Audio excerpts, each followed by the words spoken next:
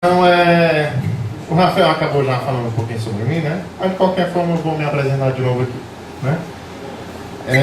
Essa palestra aqui vai ser Pentest em Web Services, né? Já queria agradecer àqueles que foram para a noitada ontem de noite, né? E tiveram a coragem de acordar cedo de manhã. E eu quase que não consigo acordar também hoje para vir para cá. Mas valeu aí por ter vindo e espero que gostem da palestra, né? Beleza, Pentest em Web Services, né? Já deu para ver que é basicamente uma apresentação sobre segurança e acredito, não sei como é que vai ser a próxima, mas com certeza vai ser bem mais técnica do que foi a primeira palestra. Beleza, então só para começar, uma coisinha, eu aconselho fortemente vocês virem mais para frente, porque vai ter algumas coisas que eu vou apresentar que eu não sei se vai ficar bem quando for para a tela cheia, em questão de poder ver código, esse tipo de coisa. Então, beleza, né? Meu nome é Vitor Pasquinel, a maioria me conhece pelo segundo nome, porque acha muito esquisito, e aí fica na cabeça do povo, né? Sobre mim, eu tenho um mestrado em informática aplicada.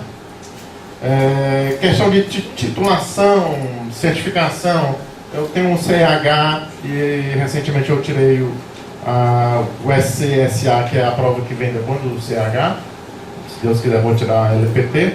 Eu coloquei aqui, eu sei que tem gente que não está nem aí para esse tipo de coisa, tem gente que não está aí nem para questão de certificação, alguns dão valor, outros não, mas para quem quiser está aí. Eu sou pentester, eu nem gosto do termo de hacker ou de analista de segurança, eu gosto do termo pentester. Eu sou pentester na Morphos, que é a empresa de segurança aqui de Fortaleza. Lá eu faço tanto pentest quanto análise de vulnerabilidade, né? Eu sou responsável por isso lá, né? Já faz uns 3 anos que eu estou na Morphos. Então eu acabei já pegando muito projeto de cliente, tanto da área pública quanto da área privada, né? Eu sou professor na Unifor, tanto no tecnólogo quanto na especialização de segurança, que a gente está na nossa primeira turma lá. Lá eu dou a cadeira de análise de vulnerabilidade. E eu também sou professor na FIC, também no tecnólogo e na especialização de administração e segurança de redes. Lá eu dou a cadeira de scripts. Tem algum aluno meu que foi... tem alguém aqui que foi aluno meu em algum desses momentos? Foi aonde? Na FIC. Mas na especialização ou na graduação? Na graduação. Tá. Porque se fosse na especialização, tinha um bordão que eu usava que era legal. Mas tudo bem. Eu tenho um blog também que é o Hacking com Tapioca, né? Por favor, deem uma olhada depois, é legal. E eu sou baterista nos tempos livres, né? Gosto de metal, toco em banda de metal e por aí vai. Né? Pelo incrível que pareça, isso aqui era eu num dia de trabalho, viu? Beleza. Um evento só o filé da empresa, tudo bem? Mas essa conversa aqui, uma coisinha que eu tenho que falar, aliás 2. A primeira é que tudo que eu vou mostrar aqui para vocês, eu não me responsabilizo por nada do que vocês vão fazer a partir do conhecimento que eu vou passar. Então, eu estou falando isso agora porque em uma outra palestra que eu dei sobre Pentest, o povo veio falar sobre isso para mim no final da palestra. Então, o conhecimento que eu vou passar para vocês, se vocês fazerem besteira ou idiotice, a culpa é toda de vocês. Eu não tenho nenhuma responsabilidade sobre isso. Está registrado. Está registrado, pronto. E a segunda, eu ia falar mais alguma outra coisa... Me esqueci agora. Qualquer coisa, se eu for lembrando com o passar do tempo. A palestra é toda do ponto de vista... Eu não sei se tem alguém desenvolvedor aqui, mas a palestra é do ponto de vista do atacante, né? Então vamos lá. Vamos terminar a introdução. Essa conversa sobre o Web Service, né? Para quem nunca ouviu falar em Web Service, eu vou vir com algumas definições sobre o que é isso, afinal. Tem a definiçãozinha oficial do W3C, né? Que eu acho até um pouco formal demais. Tem algumas coisas que eles comentam aí que eu acho que é complicado demais. Mas a ideia é o seguinte, ó. Sistema de software projetado para suportar a interoperabilidade entre máquinas sobre rede. Até aí dá uma ideia de você ter um serviço que é acessível pela rede né? Você vai ter um servidor, vai ter um serviço específico, que esse é o Web Service, e você vai ter um cliente que faz uma requisição remota através da rede para esse serviço. E aí continua a definição do W3C, que aí ele já começa a falar sobre SOAP e algumas definiçõezinhas que eu vou estar falando mais para frente. Mas ele já começa a falar de umas coisas futuras já. Aí, ó. Outros sistemas interagem com o Web Service de uma maneira pré-escrita. Esse que ele diz de pré-escrita é que no SOAP ele chama de WSDL, ou então no REST pode ser a documentação da API.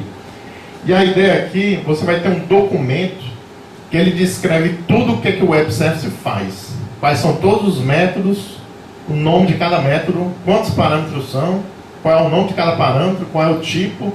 Em alguns casos, ainda, se o Web Service te devolve alguma coisa e o que é que ele te devolve. Né? Pronto, de uma maneira prescrita por sua descrição, que é o WSDL, usando o SOAP. Então, ele, nessa definição, ele já começa a falar um pouco sobre SOAP, que é um dos tipos de Web Service que eu vou estar falando.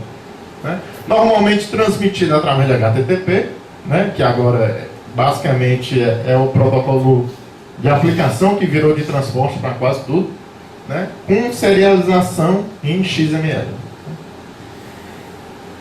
Ah, beleza. Agora vamos com a definiçãozinha do Pasquinel, que eu acho que é muito mais fácil de entender. Né? Ó, mecanismo ou função se lembra da cadeira de lógica de programação que todo mundo teve, né? Não sei, geralmente alguns vão, outros passam se arrastando, principalmente o povo de redes, né? Mas aí, ó, você tem um mecanismo ou função, né, de requisição-resposta que pode ser chamado por um cliente de forma remota através de HTTP. Como é que é isso aqui, Vitor? A ideia é o seguinte. Se lembra que a gente na cadeira de lógica e programação aprende o que é uma função, um procedimento, um método. É a mesma coisa, você vai ter um método, ele vai ter os parâmetros de entrada, vai realizar uma certa operação e pode ou não te devolver algum tipo de retorno. Né? E a ideia aqui, você pega esse método, joga ele dentro de um servidor web, que ele pode ser acessado via HTTP por um cliente remoto. É a mesma coisa, sendo que a forma de acessar e obter os dados é via HTTP. Mas a ideia basicamente é a mesma. Né? E é claro que o Chuck Norris aprova essa minha definição. Né? Vamos lá. Do ponto de vista do atacante, eu tenho que saber qual é o tipo de web service que eu vou estar atacando. Né? E aí, basicamente, eu tenho dois tipos principais, que é o SOAP e o REST. Dos projetos que eu já peguei na empresa, a grande maioria, eu diria que uns 80%, nos pentests que envolveram web service. A grande maioria era SOAP. Então, nessa palestra, eu vou estar muito focando em cima de SOAP e alguns ataques que você pode realizar em cima de SOAP. Né? Para REST, eu acho que eu só peguei um ou dois projetos que tinham web service rodando em REST. Né? E um deles era um banco. Pronto, então vamos aí com algumas características básicas, né, de SOAP. A sigla significa Simple Object Access Protocol. Né? A ideia é o seguinte, eu acho o SOAP mais fácil de atacar porque ele é mais formalizado do que o REST. Você vai ter o WSDL, que é o Web Service Description Language, o e-document, acho que é Description Language mesmo. Você vai ter um documento, que nesse documento vai estar listado tudo que o Web Service faz. Vai ter todos os métodos, o nome dos métodos, quantos parâmetros são, o nome de parâmetro, tipo, se é string, se é int, se é o que for. Em alguns casos eu ainda vi o cara descrevendo o que é que o procedimento realizava internamente e o que é que ele te devolve. Né? Então esse cara é um WSDL. Eu vou tentar abrir aqui. Não sei se eu vou conseguir, peraí.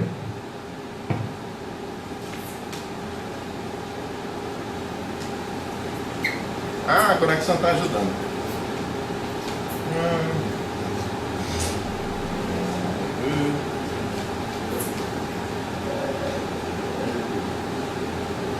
Errei ali no comecinho.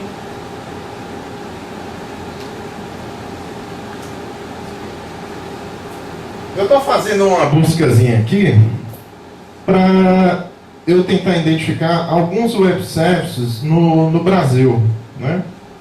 Aqui eu estou fazendo aleatoriamente, pode ser do governo, pode ser normal, o que for. E pronto, eu vou abrir esse do Correios, só para vocês terem uma ideia. Ó, tirou foto, olha a consciência depois, viu?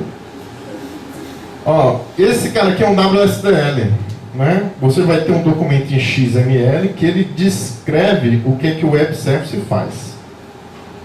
Mas aqui está difícil de ver, né? Se você quiser ver ele de uma forma mais legível, você tira o WSDL aqui e acessa o ASMX. Pronto. Calcula preço, prazo, web service, né? Olha, ó, são quantos métodos? São 6. Eu tenho calcula preço dado, calcula preço prazo, calcula prazo, preço e por aí vai. Então, por exemplo, eu vou selecionar aqui o calcula prazo.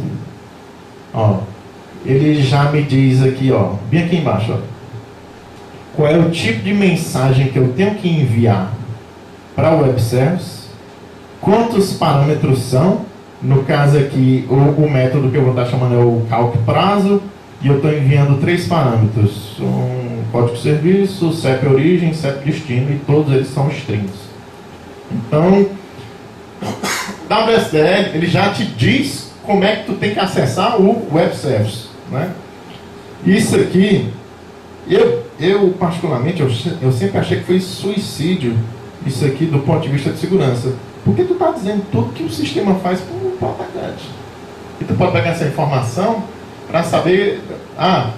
é engraçado eu dar essa piada em outra palestra, que o desenvolvedor, quando vê isso aqui, ele pensa, funcionalidade, funcionalidade, funcionalidade, funcionalidade. Eu, quando eu vejo isso, eu só penso assim, ó, eu vou atacar aqui, aqui, aqui, aqui, aqui e aqui.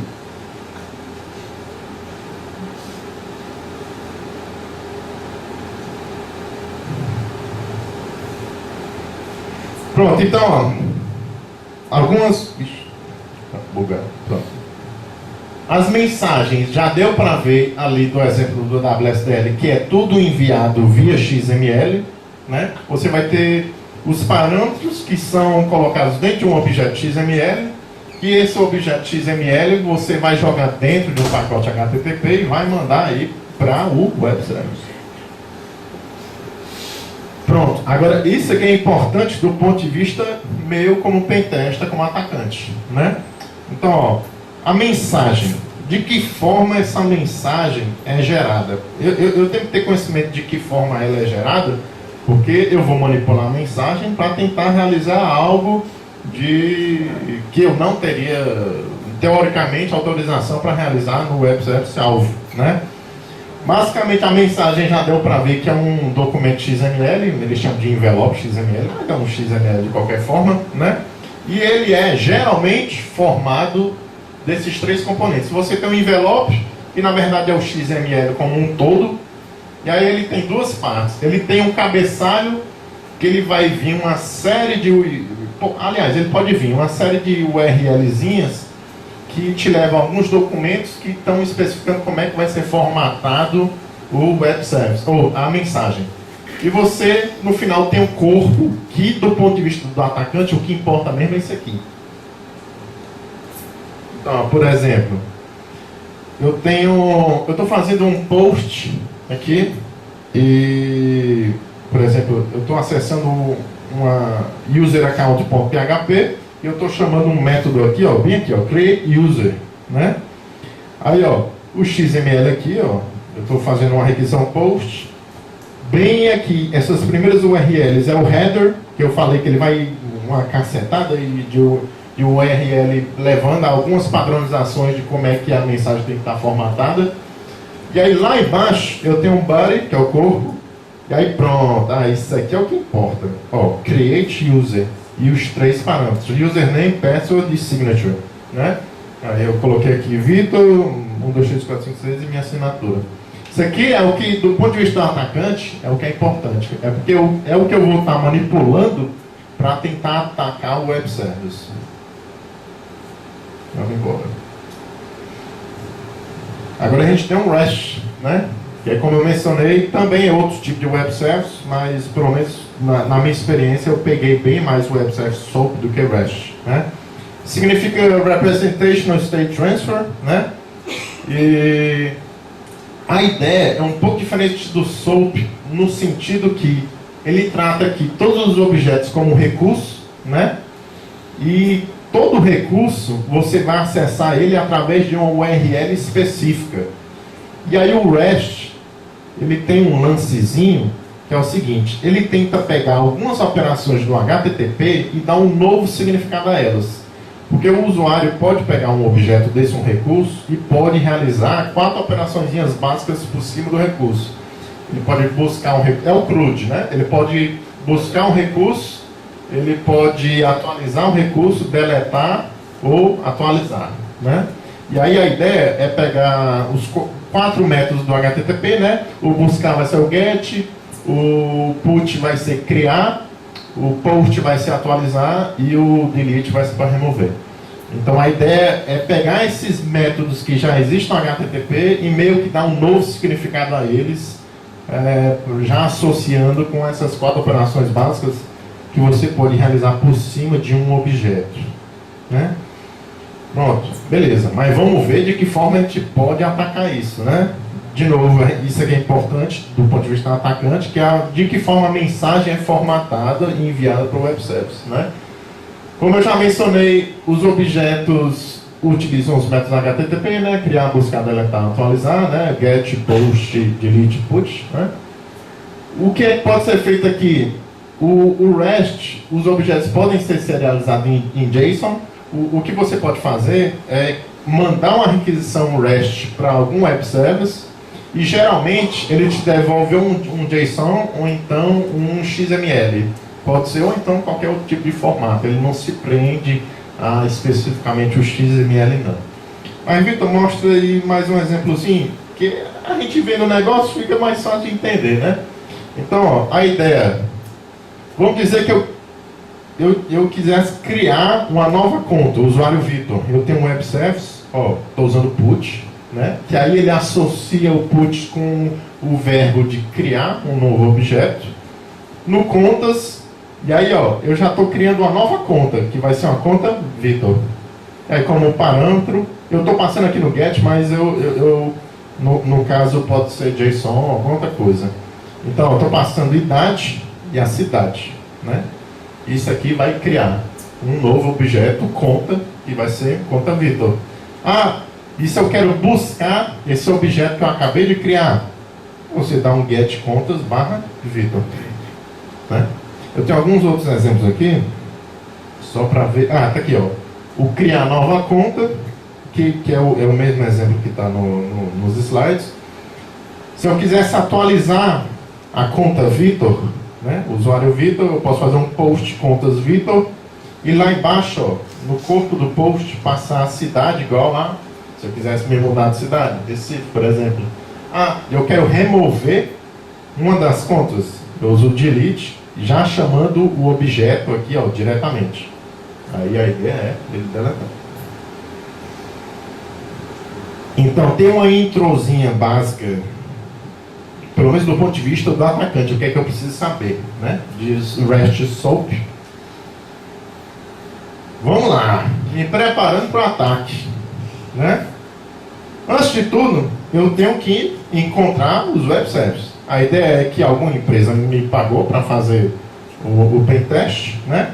E eu tenho que conseguir encontrar esse SCABA logo antes de tudo, né? Aí aqui tem algumas buscas que você pode utilizar com o Google Hacking, né?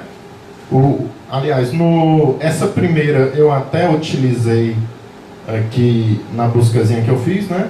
Você pode fazer um extension, a SMX em um URL WSDL. E no site eu só coloquei BR, então ele vai pegar todo mundo que é do Brasil, né? Mas, por exemplo, se eu tivesse um cliente que fosse do governo, né? E aí ele me devolve os WSDL do governo, e por aí vai. Então, isso aqui é alguma coisa da Fazenda, Ministério, sei lá, Fazenda do São Paulo. Se esses caras tivessem me contratado, Aí eles têm mais de um, inclusive. Então são formas de você identificar os web services de um determinado cliente, né? A vítima, no caso. Então você tem que primeiro achar, né? Aqui algumas formas diferentes de você achar os WSDL de um determinado domínio, né? Outra forma, se você não conseguir encontrar através de Google Hacking, você pode fazer muito bem um Nmap para a porta 80, 443 ou então 8080 e simplesmente pegar o resultado que você consegue obter a partir disso, fazer um parsing para tentar descobrir se você consegue achar algum web service rodando em alguma porta dessa.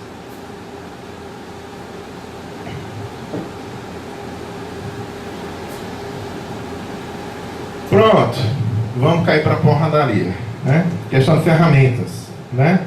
Eu particularmente coloquei 3 aqui. Em relação ao web service, eu até que gosto disso, porque ainda não tem muita ferramenta no sentido de automatizar tudo, e algumas ferramentas só fazem a parte de detecção. Para você explorar a vulnerabilidade é outra questão.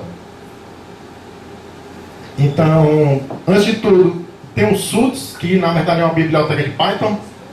E para quem conhece Python, Python é simplesmente o bicho, é massa demais, né?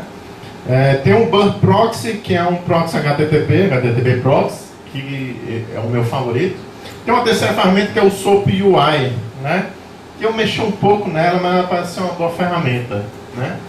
Pronto, eu tenho alguns vídeos aqui que eu gravei do Suits e também eu consegui combinar o Suits com o Burp Proxy, né? Agora eu espero que fique legal os vídeos.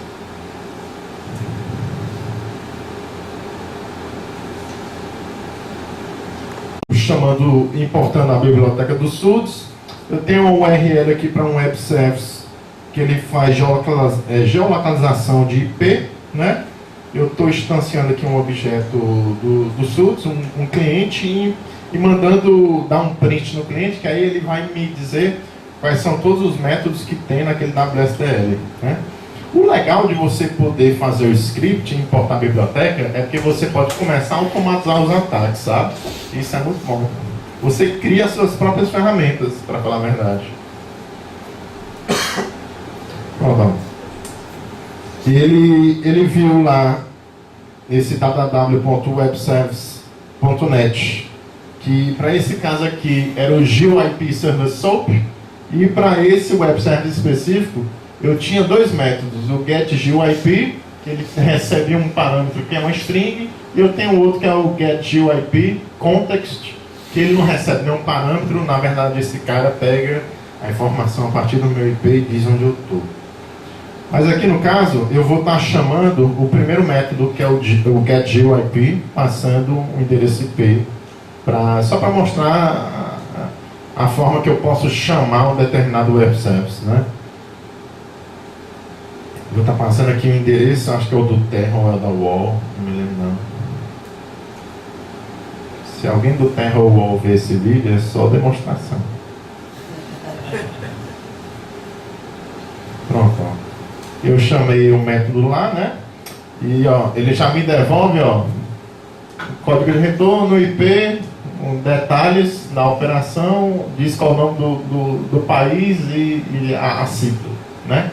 Então, é uma forma muito boa o Suits de você poder fazer o passing do WSDL, descobrir quais são os métodos e poder chamar os métodos a partir dele. E aí a ideia é você começar a criar suas próprias ferramentas, até porque as que existem não estão muito avançadas ainda. Então, é legal porque você vai acabar desenvolvendo suas próprias ferramentas. E é bom que você simplesmente descarta os script keys, porque você vai ter que acabar programando mesmo e fazendo suas próprias coisas.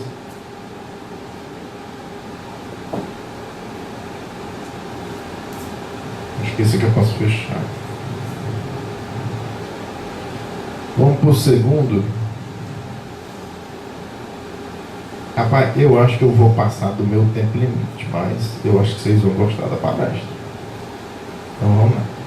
Agora, Eu utilizando o sudos e bem aqui, ó, eu já estou passando como endereço, ó, prox e o endereço de onde o burp vai estar rodando. Então eu já estou combinando uma ferramenta com a outra já, né? Eu tenho aqui, isso aqui é o endereço de uma VM minha que está rodando um web service que é vulnerável ao ataque. E aí, ó, eu vou contactar o web service e ele vai me dizer quais são os métodos que ele realiza. Ó. Ele tem um create user, delete user, get user e update user, os parâmetros de cada método, né, o que cada um faz. E aí, nesse caso, eu acho que nesse vídeo eu já tinha criado um usuário Vitor e eu vou tentar dar um get user para buscar o usuário Vitor, né? Descomentar lá, pronto. Vou dar um get service, um service get user para buscar o usuário Vitor. Aqui, pronto, é o burp, para quem nunca viu o burp antes. Ó, a requisição, como eu já tinha colocado, configurado para ir mandar para o burp, ó, tá aqui, ó, o XML da requisição, né? Aí o legal é que com burp eu posso pegar a requisição e manipular ela, né? Então, ó, tem o resultado, né, da requisição, ó, Vitor, minha assinatura. Aí lá em cima, ó, eu estou pegando aquela requisição e agora eu vou manipular ela. Ó. Tem Vitor, primeiro eu acho que eu chamo ela normalmente, pronto, 200 ok, tudo certo. Aí eu vou começar a brincar um pouco com Web Service. Nesse vídeo aí eu faço um SQL Injection. Ó, eu coloquei um aspecto simples só para mostrar que a aplicação dá erro lá embaixo. Ó, começou a dar uns erros aqui, erro para lá, etc. Por aí vai, né? Aí agora está mostrando a query, né, que foi realizada. Mais. Vamos lá. Aí agora eu vou fazer a requisição completa, né? Só para realizar um ataque mesmo.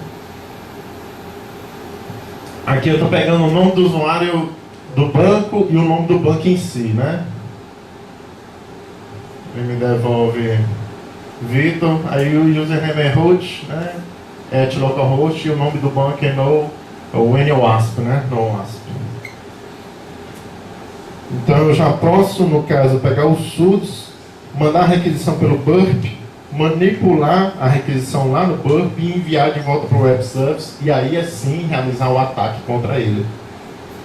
Aqui então já deu para ver aqui, né, nesse exemplo do vídeo eu realizando um SQL Injection contra um web service.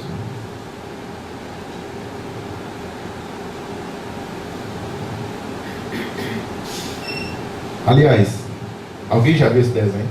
É massa pra caramba. Só uma dica, viu? Não é perfeito. É o pai de todos os de luta. Pronto, testando web service, né? Vamos lá, novamente. Eu tenho SOAP, eu tenho REST. Eu já sei de que forma eu posso encontrar os web services e eu já sei quais ferramentas eu posso utilizar para atacar eles, né? Agora vamos para um pouco de metodologia, né?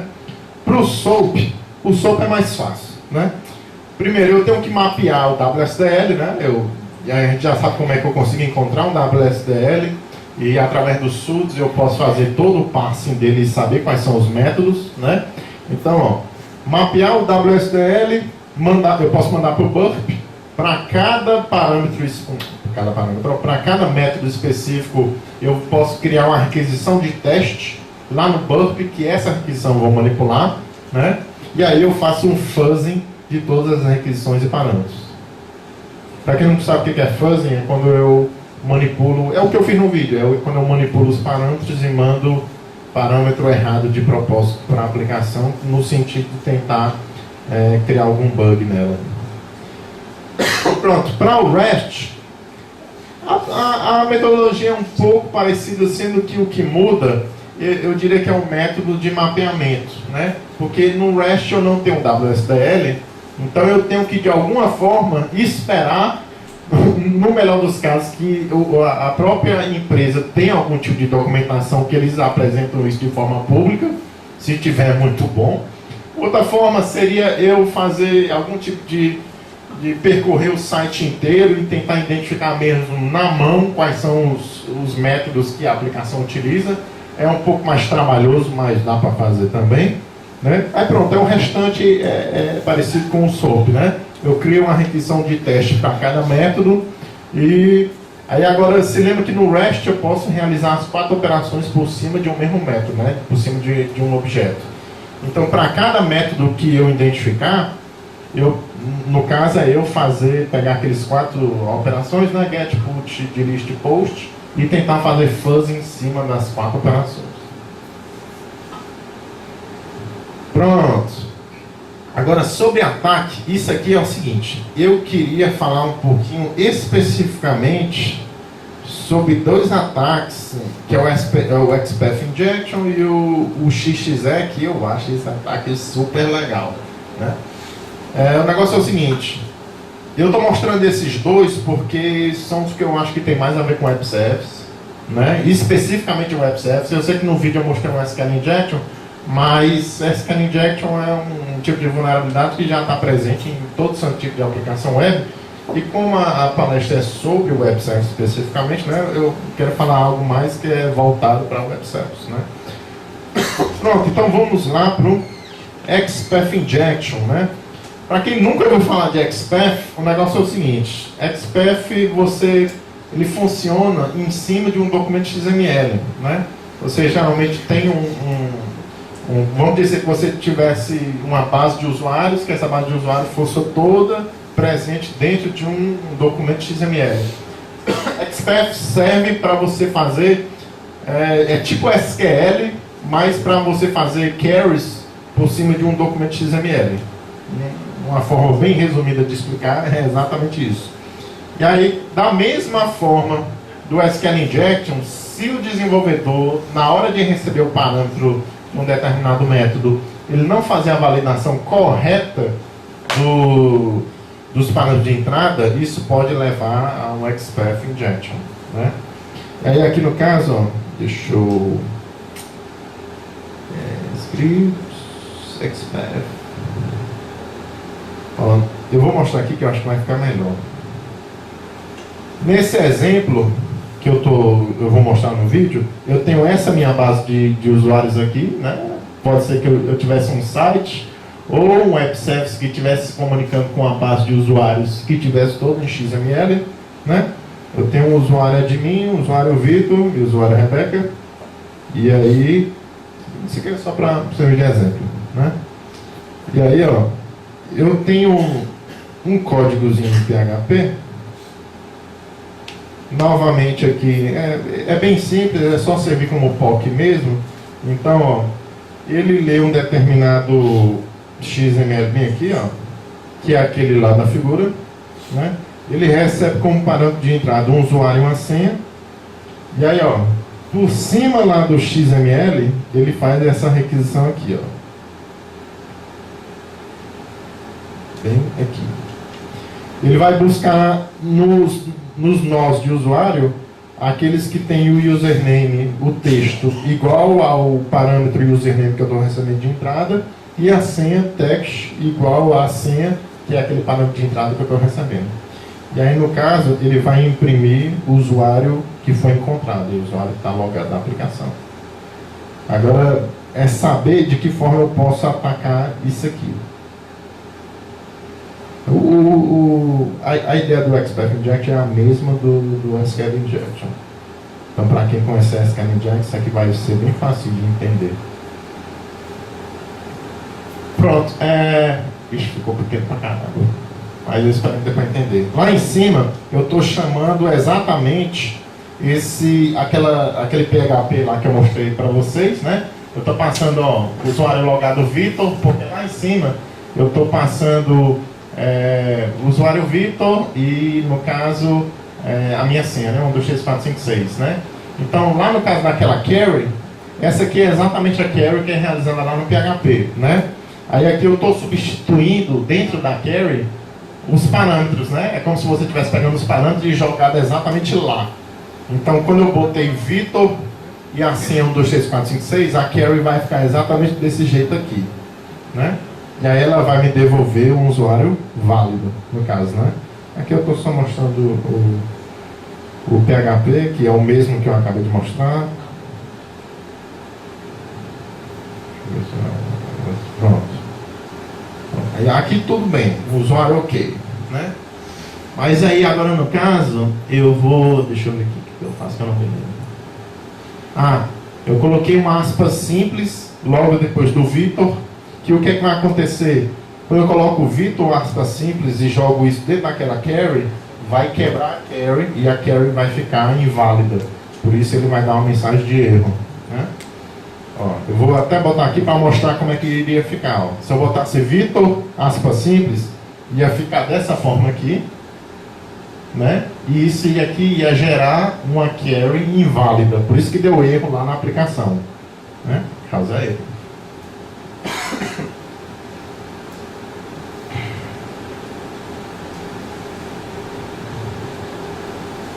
Aí agora, vamos lá modificar novamente. Se eu tentar colocar, o que eu boto aqui? Aqui eu já vou fazer o ataque em si, né? Eu estou adicionando o aspa simples ou 1 igual a 1, e vocês vão entender como é que isso vai ficar. O usuário, ó, admin, né? Como é que eu consegui me logar com o usuário admin se eu não sei a senha de admin, né? Aí, ó, agora vamos de volta lá, ó. E esse foi o parâmetro que eu coloquei lá no browser. Admin igual a... Deixa eu tirar os encoding. Pronto, ficou desse jeito. Eu botei admin, aspa simples ou aspa simples 1, aspa simples igual, aspa simples 1. E aí quando você fazer isso e jogar lá na aplicação, ele vai pegar o parâmetro e jogar dentro da carry. Aí ele vai criar essa carry aqui. Vai ser o quê? Dentro dos nomes de usuário, procura aquele usuário que tem um nome admin, ou 1 igual a 1, isso aqui é verdadeiro. Todo mundo sabe. 1 é igual a 1, é verdade. Né? E a senha seja 1, 2, 3, 4, 5, 6. Isso aqui é falso, eu nem sei qual é a senha do admin. Mas tem um detalhezinho que é o seguinte, no XPath, o end tem prioridade por cima do OR. Então fica dessa forma aqui. Ele vai realizar primeiro a equivalência da direita, que é 1 igual a 1 end password, né? 1 igual a 1 é verdade. Password 1, 2, 3, 4, 5, 6 vai ser falso, porque a gente viu que a senha do admin é outra. Então ali internamente vai dar falso.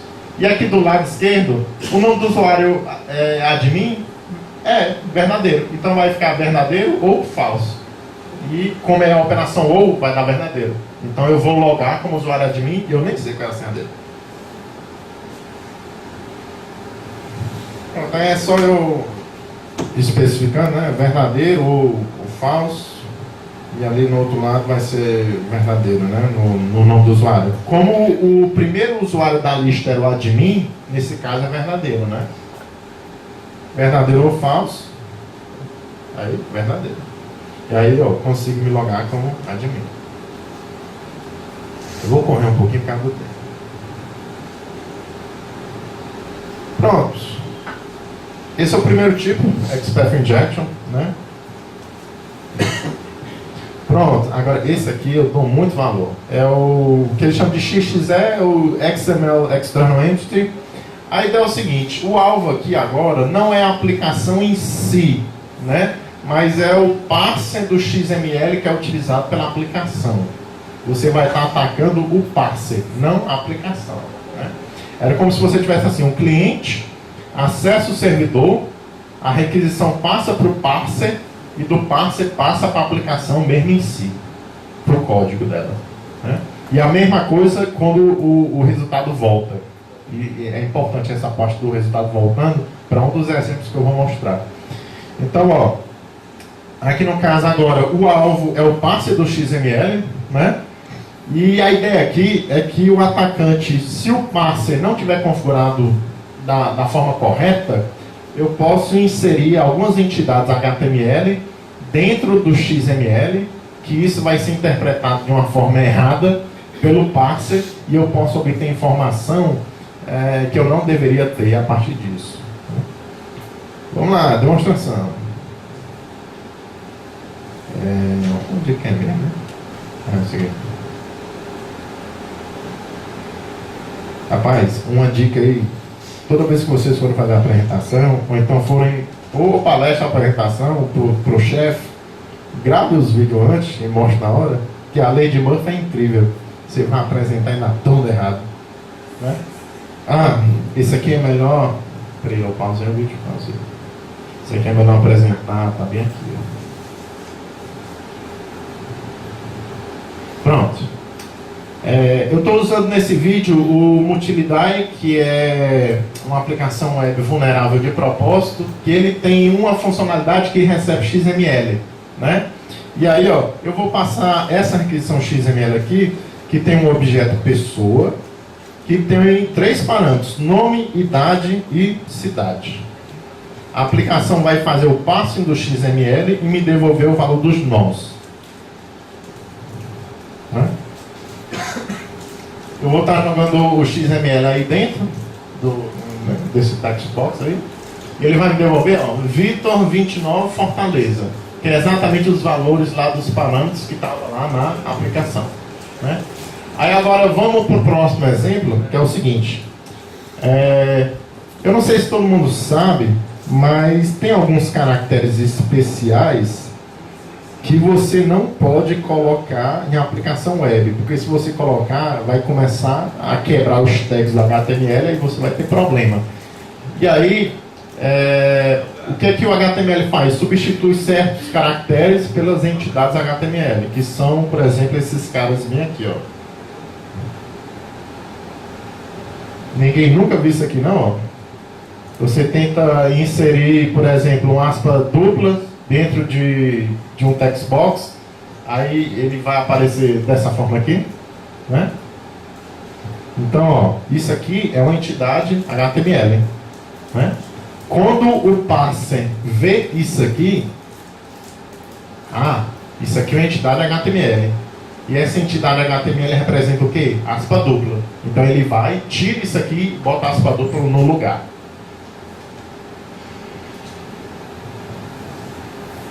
Pronto. O mesmo exemplo lá, ó. Eu coloquei quote, Fortaleza, quote. Aí vai ficar aspa dupla, Fortaleza, aspa dupla. Pronto, ó. Substituiu. Aspa dupla, Fortaleza, aspa dupla. Ele já fez, ele identificou que é uma entidade HTML e já fez a substituição. Mas agora vamos levar para um caso mais legal. O que muita gente não sabe é que você pode definir as suas próprias entidades HTML, fora as que já existem de padrão. Ó, bem aqui, ó, agora nesse exemplo, ó, eu adicionei isso aqui, ó. Isso aqui não existia nos exemplos anteriores. Eu estou fazendo .type, pessoa, que esse pessoa é o pessoa daqui. Ó, estou criando uma entidade, né? Parece coisa de terreiro, né? Falando assim, entidade. Exemplo, Fortaleza.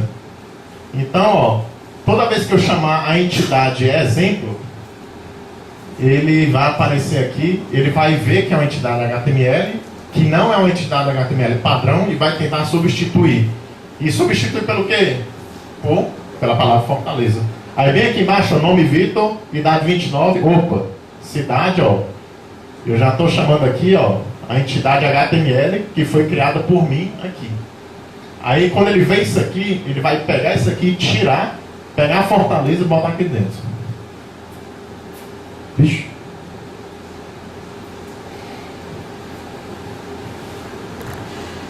Essa parte é longa, mas é importante que só. Ó, criou, no caso está criando o doc de pessoa. Bora. Pronto, eu vou jogar lá, ó. Pronto, ó. Criou lá embaixo, ó. Vitor 29 Fortaleza. Ele percebeu que era uma entidade HTML que eu criei. E aí agora, ó, ele está substituindo. Vocês conseguem ler aqui para eu não ter que voltar para o Notepad? Consegue, né? Pronto. Aí agora, ó, vamos começar a esticar a baladeira. Vamos saber se eu posso criar uma entidade dentro de outra entidade, né? Então, ó, eu crio uma primeira entidade, exemplo 1, Fortaleza, e uma outra entidade, exemplo 2, que é minha cidade, e eu referencio a entidade número 1. Aí aqui embaixo eu boto Vitor 29 e chamo a entidade 2. Então o que vai aparecer lá no código? Minha cidade igual a Fortaleza.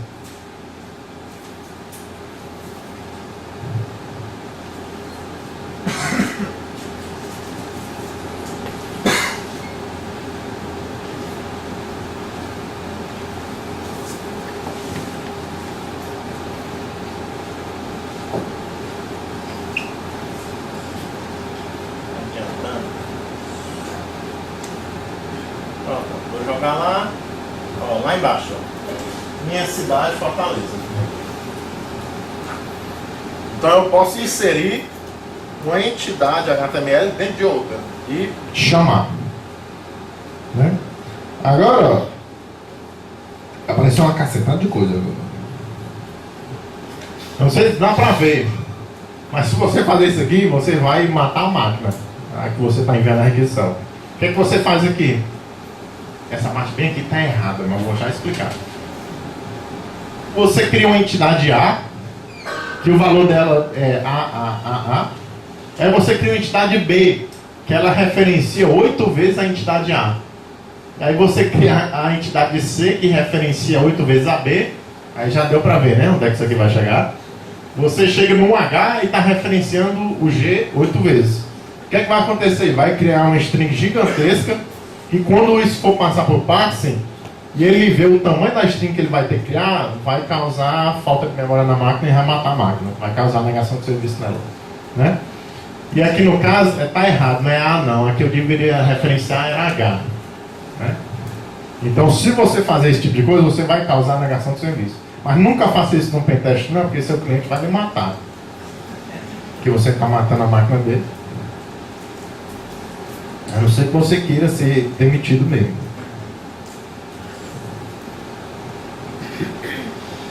Vamos pulando aqui. Pronto, vamos começar a partir para o lado bom da história. Beleza, Vitor. Eu só estou vendo substituição de palavra aí, mas vamos ver a exploração desse negócio. O parser, ele tem um lance que é o seguinte. Eu posso definir um arquivo, que dentro desse arquivo está o conteúdo que vai ser substituído pela entidade. Como é que faz? Faz desse jeito aqui, ó. Entidade, o nome da entidade, eu boto system, e a localização do arquivo, onde deveria estar localizada, teoricamente, a palavra lá que vai ser substituída pela entidade. Aí adivinha o que, é que vai acontecer quando eu faço isso aqui? O conteúdo do arquivo vai parar aqui dentro. Ó, eu estou referenciando aqui, ó.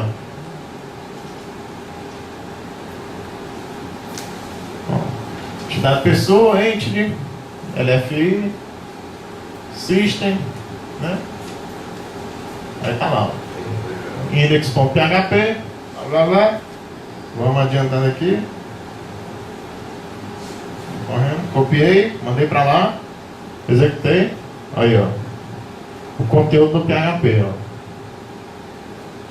Aí se tivesse, por exemplo, uma conexão de SQL aí, com um string de conexão, aí eu já tinha acesso ao usuário e senha do banco de dados.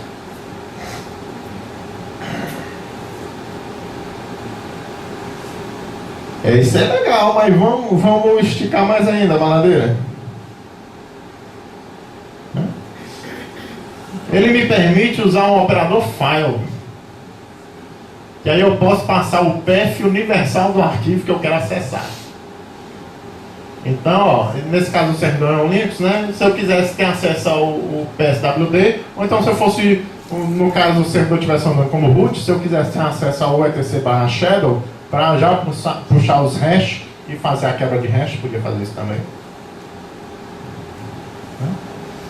Então aqui no caso eu estou usando o operador file. É você ver, né? Nessas horas você meio que para assim, rapaz, por que o povo cria essas coisas, né? É que nem umas coisas que eu já vi em banco de dados que até hoje eu não entendo por que o povo cria essas funcionalidades malucas. Mas como o programador gosta de funcionalidade e quer fazer tudo, né? Então pronto. Pronto. Aí é o conteúdo do PSWD. Do servidor, né? Mas vamos mais. Eu quero ver a destruição total. Então, Vitor, eu ainda posso fazer isso aqui? HTTP e mandar um URL e ele baixa o arquivo? Pode. E o pior que pode. Né? Isso aqui está em outro vídeo. Deixa eu pular essa parte aqui, porque eu sei que eu não gravei. Está no outro vídeo. Agora vamos para uma parte aqui. Eu já estou no XSS. Pronto, já estou no XSS. Para quem não conhece XSS, é quando você consegue injetar JavaScript dentro de uma aplicação, né? E aí, ó, aqui no caso, eu estou inserindo JavaScript na aplicação.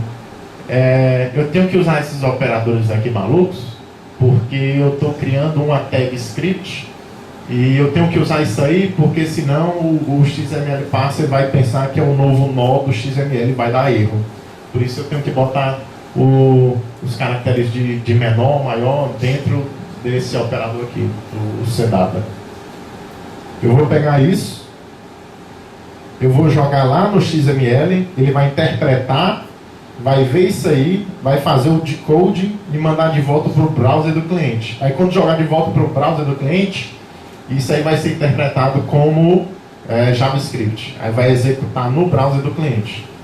Então você tem um XSS refletido dentro de um XE.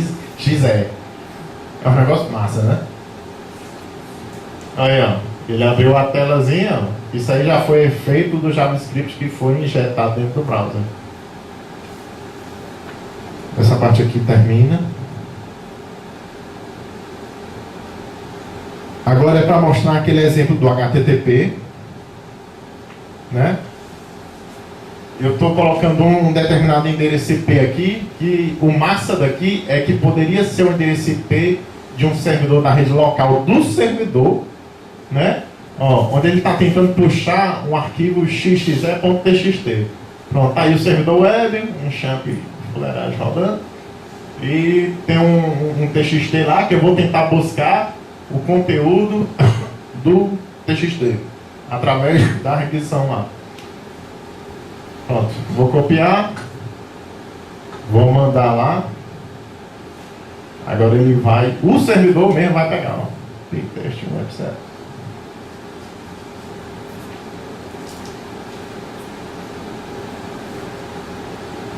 Pronto. Agora para fechar com chave de ouro, vamos para uma coisa mais realista. Vamos começar a combinar os ataques, né? Já teve uns projetos que eu fiz desse tipo de coisa já. Sendo que não era com um file inclusion, não, era com SQL injection, né? Mas a gente pode começar a combinar os ataques, né? Vamos fazer isso aqui. Eu sou atacante. Tem um servidor X aí na minha vítima. Vamos dizer que isso é uma empresa. O servidor X está na DMZ. Tem um servidor Y, que é esse o servidor que eu quero acessar mesmo. Ele está na rede interna. O que é que eu vou fazer? Eu vou realizar um XXE para o servidor X. Vou fazer com que o servidor X realize uma requisição HTTP, que nem naquele outro vídeo anterior que eu mostrei, para o servidor Y, que está na rede interna. Nem eu tenho acesso àquele cara. Vou comprometer o servidor Y e fazer com que ele crie uma conexão reversa para o atacante.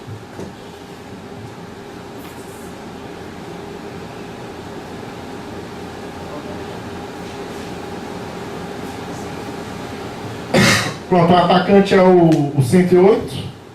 Está aí, rodando o handler do Metasploit com o interpreter. E tem um servidor FTP, já ia me esquecer, no atacante. Porque eu vou fazer com que o servidor interno baixe um backdoor e execute. Aí eu estou com esse scriptzinho aqui, em Python, que ele vai criar para mim o XML que vai enviar para o primeiro servidor. E bem aqui, ó, a requisição que vai ser enviada via HTTP para o servidor o Y, que é o interno, o 2. Nessa primeira requisição, eu faço duas requisições nesse vídeo.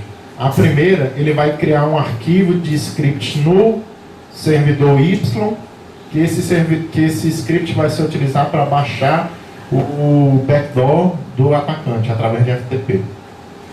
Aí, ó, eu vou executar a primeira requisição. Tá aí. Olha, ó. Ele está criando, ó, a entidade e está enviando, ó, HTTP para um IP interno e para um PHP que eu sei que é vulnerável lá no servidor interno. E aqui a requisição, ó, está em base 64, mas isso vai ser interpretado pelo servidor lá dentro. Pronto, realizou a primeira requisição. Então lá no servidor interno, o Y, ele vai criar o script. Aí agora vamos executar o script que vai baixar o backdoor lá do atacante via FTP e vai executar ele. Pronto, aí agora eu pego essa segunda requisição, mando lá, ele vai mandar via HTTP lá para o servidor interno. Aqui, ó, HTTP. Cadê? Eu já executei. Pronto. Ele vai validar. Ó, é tanto, ó, que ele está executando. Aí se eu for lá pro atacante, ó, o servidor interno já fez o download e abriu a sessão no Meetup. Porque ele fez o download do backdoor e executou o backdoor. Aí agora é só dando um synsifo para mostrar, ó, Windows e eu dentro do shell já. Dentro do servidor interno, né? Já comprometido. Então você tem uma destruição bem legal aí. Então isso aqui é um exemplo mais realista. Pronto, para terminar, pessoal. Já deu para ver que o Web Service é um grande alvo de ataque, né? Escolha bem as suas ferramentas, até porque não tem muitas, e você vai ter que acabar fazendo muita coisa manual, mas eu acho isso legal. E combine os ataques para ter os maiores resultados, né? Aí, antes de terminar, para quem gostou da minha apresentação e quiser ter mais acesso ao trabalho, tem um blog do Hack com Tapioca. Pela Morphos eu tenho um curso de Python, que é Python voltado para Pentest. É um curso de 40 horas, então quem quiser ter acesso a isso, fala comigo depois. E tem uns outros workshops que eu já tinha uma ideia, estava até comentando com o Rafael. É um workshop de segurança, na verdade seria Pentest em rede IPv6 e outro para análise de malware. Então quem tiver interesse a isso, ou alguma outra coisa de pentest, de treinamento, fala comigo. Porque ou nesses 3 cursos que eu falei, ou então eu ano passado, acho que foi em novembro, eu fui dar uma palestra em Aracaju, no Sergipe. E teve um pessoal do governo que quis fechar a turma fechada para fazer treinamento de pentest. Então se você tem interesse nesse tipo de coisa também, venham falar comigo. Pronto, aí nessa hora agora vocês batem palma e eu fico feliz.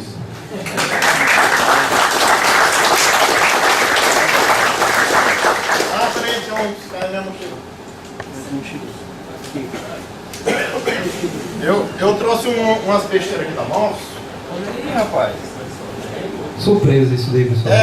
Pois é. É bom que acontece assim, né? Tem 2 canetas e um caderno. Olha aí como é chique, ó. E aí, ó. Isso aqui é para 2 perguntas e quem fazer a melhor pergunta do Pronto, segura. No final, deixa eu só guardar aqui. No final a gente vai fazer uma mesa aqui com todos os palestrantes, entendeu? E as perguntas que foram feitas pro Vitor, aí faz tudo no final, né? Fazem tudo no final, tá ok? Agradecer aqui ao Vitor pela presença dele e a explanação aí que ele fez. Não, mas isso acontece nas melhores famílias de Londres. O que acontece é o seguinte. Vendo essa palestra do Vitor. Peraí, deixa eu só fazer um negócio. Pode falar, pode fazer.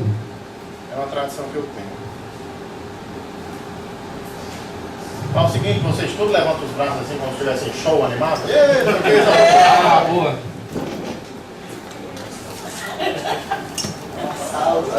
Uma salva. Eu vou fazer isso também, viu? Depois também. Vou invitar ele.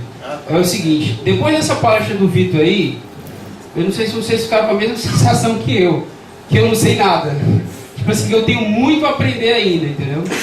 Principalmente nessa área de segurança, que, tipo assim, é uma coisa que eu tenho uma certa paixão por conhecimento da área de segurança, né? Então eu vou vir aqui para frente para passar aqui o certificado de participação da Sucesso. É chique. Ah, mas peraí, só para ficar chique mesmo. Ah, é? Tudo a ver. Deu mais ficar assim. Daí ficou, foi pro 10, né? Pessoal, agora é o seguinte. Eu queria que vocês... Deixa eu ver se o negócio aqui. Não, tirei. Eu queria que vocês me dessem 30 segundos. Todo mundo ficasse de pé agora, por favor. Fica aí todo mundo de pé, tá? A gente está indo agora para a terceira e última palestra. A gente não vai dar intervalo porque a gente atrasou e também o Vitor ajudou a gente também comendo um pouquinho do tempo, mas graças ao Eugênio ficou meio equilibrado porque a palestra dele foi mais demorou menos. Então eu queria que vocês esticassem o braço aí para cima assim, faz pro lado para acordar um pouco. Estamos indo para a última palestra, né? Ver se a gente consegue ficar até o final aí para fazer a alegria também do nosso grande professor Patrick Cunha. Vai estar fazendo uma palestra aí. E por favor, por falar isso, no final de cada palestra já podem avaliar aí